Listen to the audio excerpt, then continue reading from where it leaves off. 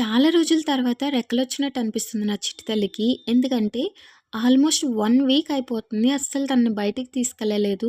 రోజు పార్క్‌కి తీసుకెళ్ళేదాన్ని. 1, 2 అవర్స్ పాటు చక్కగా ఆడుకొని ఎంజాయ్ చేసేది. అండ్ చాలామంది ఫ్రెండ్స్ కూడా ఉన్నారనమాట. తినలాంటి బుడ్డి బుడ్డి ఫ్రెండ్స్.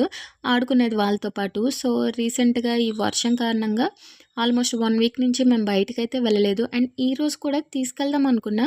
బట్ నాకు ఇంటి దగ్గర కొంచెం వర్క్ ఉంది. అండ్ తను తొందరగా నిద్ర లేవలేదనమాట. సో, ఇంక ఇవన్నీ ఆలోచించేసి సరే అట్‌లీస్ట్ పైన మేడపైకైనా తీసుకెళ్దామని చెప్పేసి తన సైకిల్ పైకి తీసుకెళ్ళి ఇంకా తినిపిస్తూ కాసేపు అట్లా ఆడిపిచ్చాననమాట.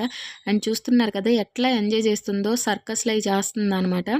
అండ్ మేడ పైన వర్షం వాటర్ కొన్ని ఉంటే వాటర్‌లో అయితే ఆడుకుంటుంది.